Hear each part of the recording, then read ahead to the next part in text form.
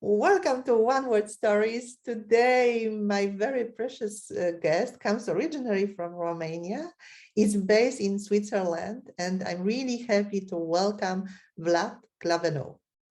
He is the Associate Professor and Head of Psychology, Sociology, and Professional Counseling at the Webster University in Geneva, and he is specialized in creativity. And when I met Vlad at one of the virtual conferences, I said to myself, wow, this is the person to go when we, first of all, want to know how we can trigger curiosity with stories. And second of all, how to actually make more compelling, more creative stories ourselves. A very warm welcome, Vlad. Hello, hi, Joanna. Thank you very much for the invitation and for the very kind introduction. Thank you. Thank you, Vlad. So I'm sure you are very, sparkling with ideas regarding creativity. Try. And this is actually the first, thing that comes to my head, because we know that stories are so powerful because they trigger curiosity, they trigger creativity. What is actually creativity? Oh, it's a great question. And you know, when I received the invitation, I was already thinking about the connection between the two because it's so deep and so powerful. But sadly, we rarely, I think, in creativity research, I'm a psychologist, so I come from that tradition.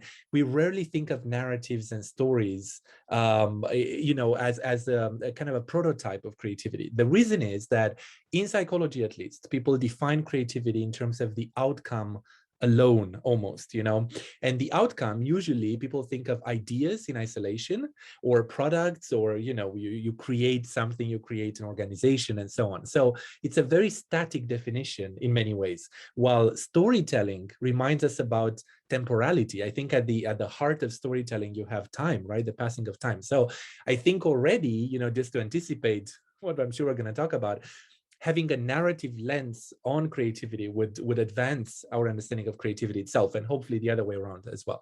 So what is a creative product, you might ask, because you asked how do we define creativity.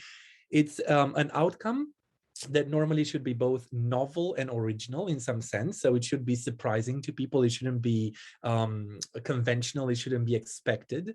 And it should also be valuable, meaningful, appropriate for the task. So when you create a story, when you write an essay, if you don't copy word by word another essay, probably it's going to be an element of novelty into it.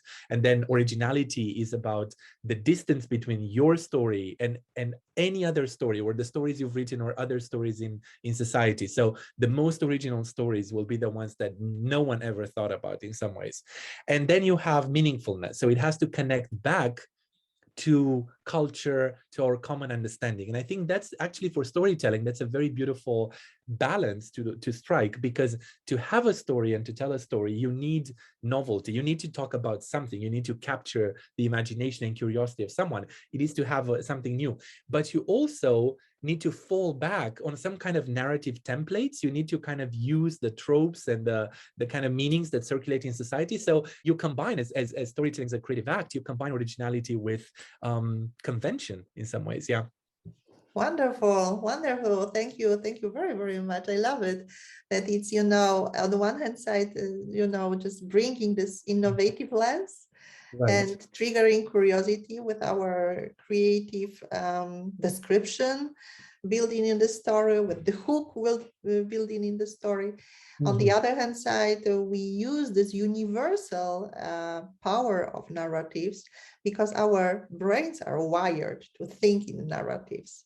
So absolutely, it's this universality of storytelling across cultures. Mm-hmm. So how can we actually trigger curiosity with stories when we share our narratives with people from other cultural circles? Right. Well, that's already, you've already anticipated part of the answer, because it has to do with other people, right? I mean, you know, culture is very complex. I've been studying culture for a number of years. I'm trained as a sociocultural psychologist. And I think we often think of culture as, again, you know, in quite static terms, in the way we think of creativity as almost like bounded by national boundaries. So I come from Romania, it's the Romanian culture, and you know, there are Swiss multiple cultures, because you see language and all. But in reality, every one of us mixes and matches and takes some things from our culture and cultures that we interact with that makes us quite unique. So I think even to people, of course, I mean, even obviously, even to Romanians or to Swiss people talking to each other, they will have cultural types of differences that they can bring to storytelling. So I think already you've pointed to one of the greatest appeal of stories, which is, first of all, making sense or making meaning out of human experience. I mean, why do we tell stories? In my view, and also other people, right, Ricoeur and many others who wrote about this, and from Aristotle onwards, you know, thinking about the topic, it's because we want to make sense of ourselves and the world. We want to understand what's happening, what you know, unexpected events and human experience and so on. And I think one of the biggest mysteries for all of us is actually the experience of other people. How do you feel? How do you interpret the world? Who is the other, right? So I think a lot of stories trigger curiosity because they invite us in this unique way into what it means to be another person. And when you read stories, you enter. So there's a lot of empathy, there's a lot of perspective taking, there's a lot of creativity. You enter into this other experience, and that is a fascinatingly human kind of thing to do. Yeah, wonderful.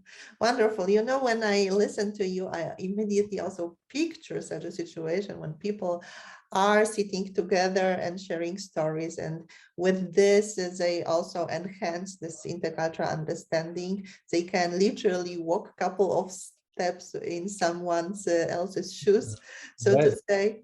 And this is also something that guides me also to one more reflection, that actually the creativity doesn't really happen necessarily when we are stuck alone in our, you know, tiny world, but it is triggered because of this exchange with other people. So best ideas actually incubate in the coffee shops, in the kitchen, when we are spending time together with other people.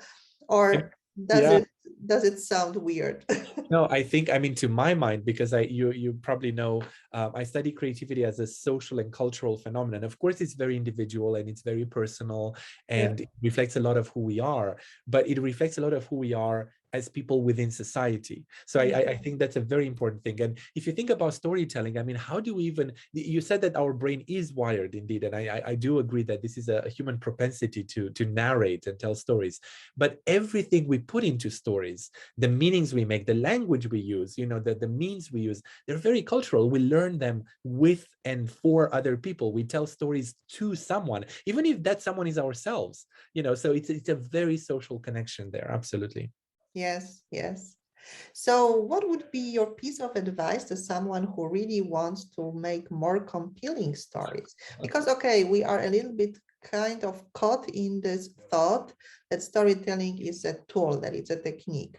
I wouldn't say so. I think it's more of the narrative approach, that it's really about the way of perceiving the world, just as you have just said, that it's about meaning making, about self-perception, but also perception of the others. So that it's really more about this approach of perceiving the surrounding with stories, re-narrating, sometimes even re-authoring, so really taking the power back to be the authors of our own stories. Yeah. But if we really have this lens on, let's say, improving also this skills, Mm. what would be your piece of advice Oh. to enhance the Yeah. creativity? Beautiful question, and very big, very kind I of. know, I know. Well, I think, first of all, what's interesting, and this is something quite particular to creativity in some ways, we all want to be more creative. I mean, there is a societal discourse that says, be creative, express yourself, and there are many benefits associated with that, but there are also some dangers and some risks, you know, because pushing people to always be more creative can be blocking. And then when you fail to be creative, I mean, writing is a beautiful example with the writer's block. When you fail to be creative, who's to blame? And I think when you think of creativity and even storytelling as something that is your own potential, separate from other people and so on, this is who you are, then you take it very badly because it reflects on something negative on yourself. So I think the first piece of advice I would give people is to kind of be kind to themselves in relation to this aim of always being creative, always wanting the next creative story. I think we're most creative when we kind of let go a little bit, right? I mean, there's a lot written about flow, about this idea of going with your own experience, being intrinsically motivated by what you do. So this obsession with I need to write the most creative story, it might actually hurt because then you're not gonna root yourself in your experience, but in expectations that who knows, if you can meet or not. But if you bracket that out and if you relax a little bit and kind of allow your actual creativity to express itself, then I think one thing is about this openness to other ways of experiencing the world. I mean, and this sounds very basic, but it's actually very complicated because think about our daily life. We're always stressed. We're always running. We've been actually chatting about this as well, you and I. So you have so many demands on yourself that you enter these very narrow modes of thinking that are borderline. They're like the flight or fight stress reactions. You zoom in on what you have to do. You have to solve the problem, move on. One of the best things one can do is to take a step back, and almost like meditate a little bit and allow all these experiences to tell you something and kind of explore the unknown, because very often we're obsessed with, I need to know, right? Even if you have a story, you just want to know, so what is my character doing? What is my character saying? How about sitting with uncertainty for a while, just maturing those ideas, incubating them? I think we don't allow ourselves enough time to just be open to the world, and not always be directed. I need to use this for the story. I need to make the most creative story. Then we have this curiosity towards other people. I think we already talked about that. So you have to be curious towards yourself and others, and to genuinely make an effort of understanding. And that's, again, very simple to say and very difficult to do. I mean, if you look at how tense and polarized societies have become, if you look at the Facebook or whatever social media we have, we usually block and ignore and push away people who see the world differently. And then we do it to protect ourselves. And as a writer or as someone who just thinks of stories and thinks in terms of stories, it's not about agreeing with people you disagree with. It's not about that. It's about trying to put yourself a little bit in their shoes and trying to see how the world looks like from that perspective. Even if you don't, there's a lot of learning into that. So I think the quest to understand is a quest of making yourself open to other experiences. And finally, of course, you have to, I worked on creativity and Easter egg decoration, which is a crazy topic, but it really woke me up to this importance of routines and habits. We often think of creativity as this moment of genius that comes over us, and it's just we have to have it. A lot of it is in the doing. A lot of it is in the practice. I think as someone who tells stories or writes stories, or it's just the act of being disciplined enough to know yourself and to kind of use the time of day, the moment, the context, the music you want to put, to just allow yourself to be in that pattern of going on, because again, life throws you in every direction. So I think, building on habits, the good habits of thinking in stories, of writing, of telling, that's another important piece. I love it. I love it because it also, draws this attention to a very, very important issue, that we can do so much to create such a creative space that is helpful. Right. Yeah, I mean, it's a lot in our power. If you give up this notion, a romantic notion of creativity as the strike of genius or inspiration coming from above, of course, I mean, there's a beauty to that. This idea of transcendental creativity that connects us to something else. I don't want to contest that. I don't want to say, oh, this is wrong, but I do want to kind of make people understand that creativity is in the doing, is in what you do, right? So waiting for that moment of insight, you might be putting a lot of pressure on yourself. Let go into a flow mode, and kind of give yourself that time and space, and yeah, I think that's very important. Yeah. And you have also actually emphasized a lot this idea of flow. So when we apply, so to say, this, let's say, small steps, so really have a kind of routine, a pattern that maybe every day we are doing at least a little bit. Yeah. So not to wait for the for the wow moment so that we can be creative, but really to put ourselves in the mood. Then we can also experience flow. And we know it, of course, also from the psychology. I have his book here. It's Mikhail. Mihai Csikszentmihalyi, yeah. Yeah. So this is actually, something really, really interesting to demystify it. So this is also something that stories do. They demystify different things, yeah, so that we don't have to wait for something magic to really be in this mood and to be in the flow. How would you actually explain it? Maybe not explain it, or maybe can you take us to a moment when you experienced flow so that it's also clear for everybody listening to us what I it meant? yes, I have to resituate myself. I think, well, first of all, there is flow with like a small f and a capital F, if you want, right? So if you have an art studio, or if you are a writer who goes to that cafe, as you said, you want to tap into the capital F flow. That is like those moments where you lose track of time, when you're just completely immersed. You come up with many pages. Maybe next day you look at them and you think, oh, what was I thinking? But in the moment, you're just so there, with your experience. But otherwise, I think we experience micro moments of flow whenever we do things we're passionate about, and whenever we are excited about what is to come.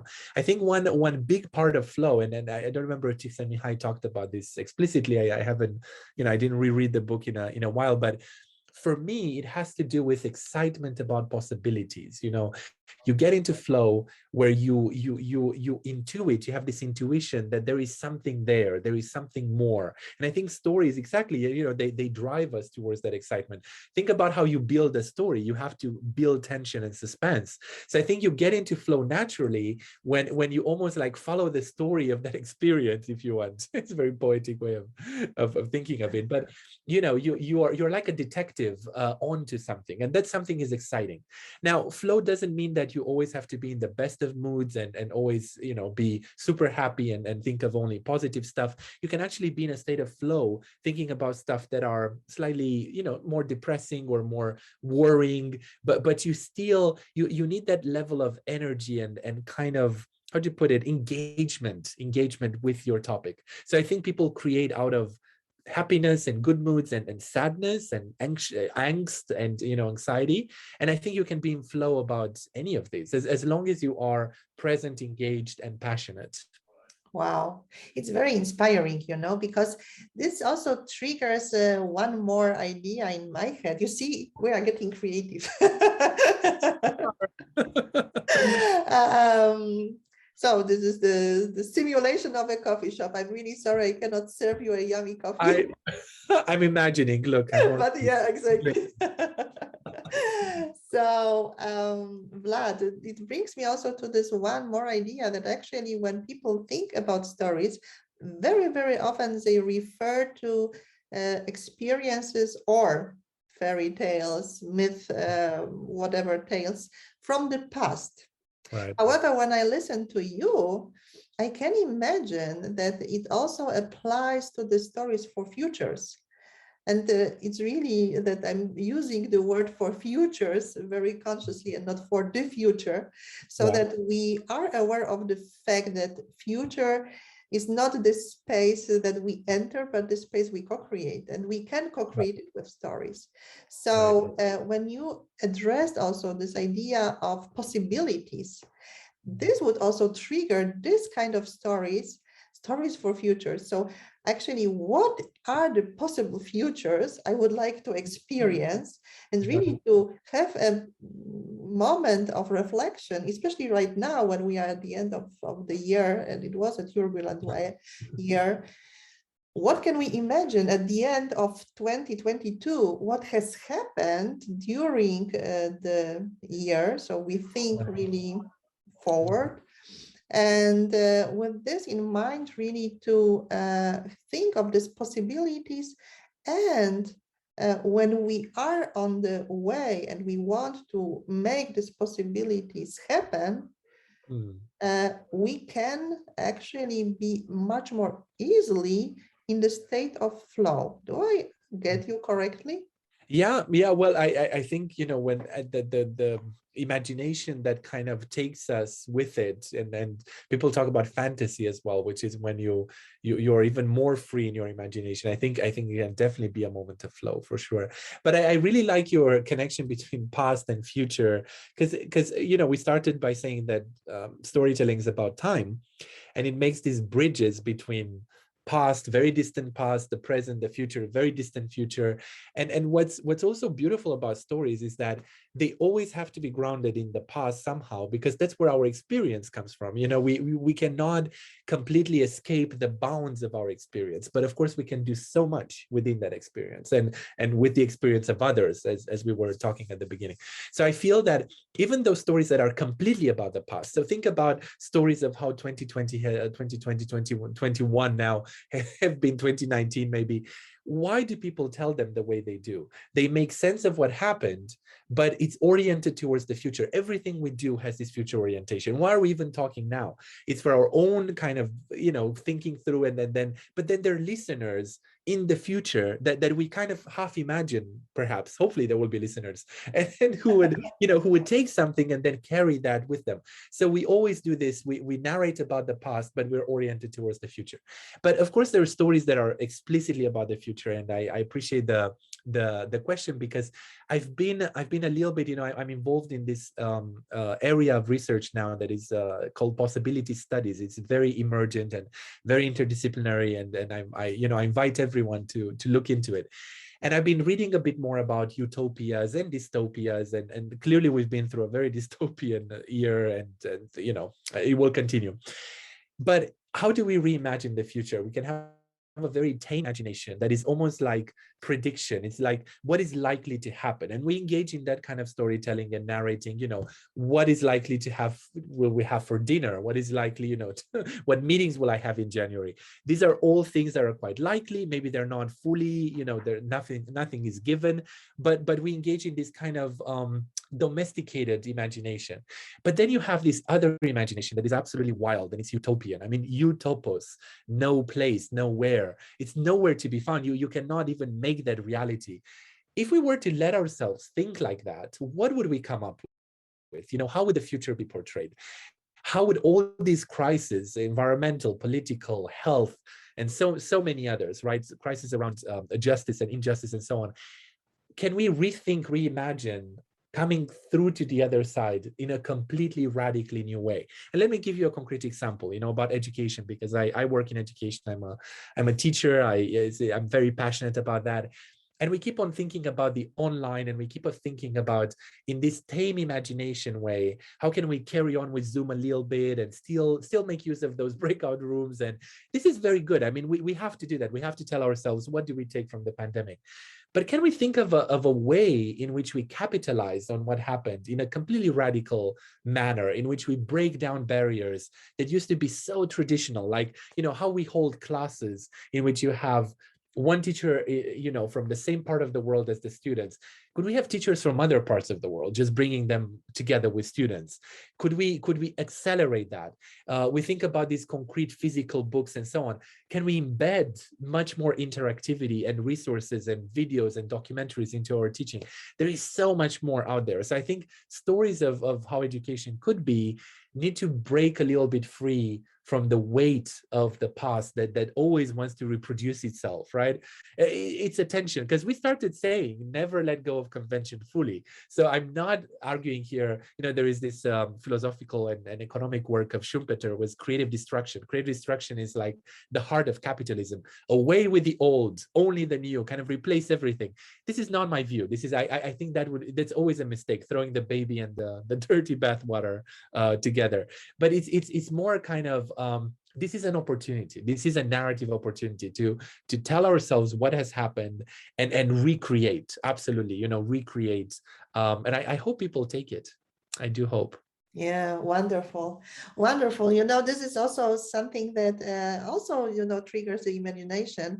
Just when you are talking about education, me myself, I also am in the higher education at the universities, and I have just had this idea really to kind of reproduce the idea, the I don't know, the atmosphere of the bonfire, of the virtual campfire Right. in the virtual space. So that we are spreading the invitation for the people in smaller groups to share their stories. And then when we work with story circles, this is what it's called, like, uh, there are different roles. So there is one storyteller, then the story listener, and also the harvester or the witness. And what actually happens is that the story listener, the harvester, can actually also listen uh, on purpose to what has been told. Maybe also to give the teller the, you know, feedback, what strength they have heard, Mm, what creative moments they experienced during this story sharing process.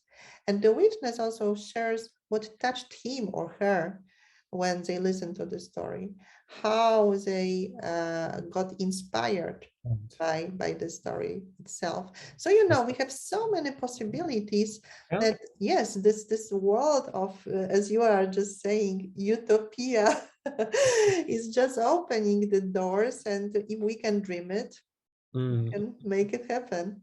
absolutely. And actually, it brings me also to my very last question, the question I'm asking all my guests.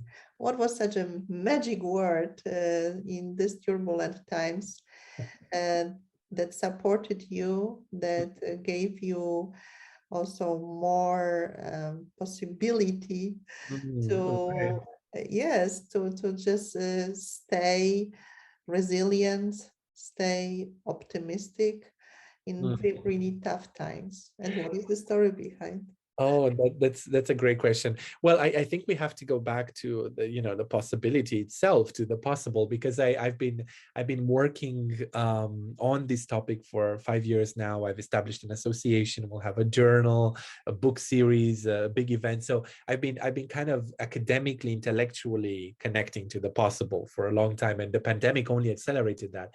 And I always find it, and you see, that's another part of storytelling, the paradox. Stories allow us to encounter and work through paradoxes, and one of the big paradoxes is that I work and write on the possible in an age of impossibility. You know, there's there's so many things that even the normal is impossible. So I find that a very interesting juxtaposition, and I think part of my interest and many people's interest in the possible comes from that tension, the fact that now is the moment to think of the possible, because we have a crisis. And again, a crisis, you know, and possibility go hand in hand.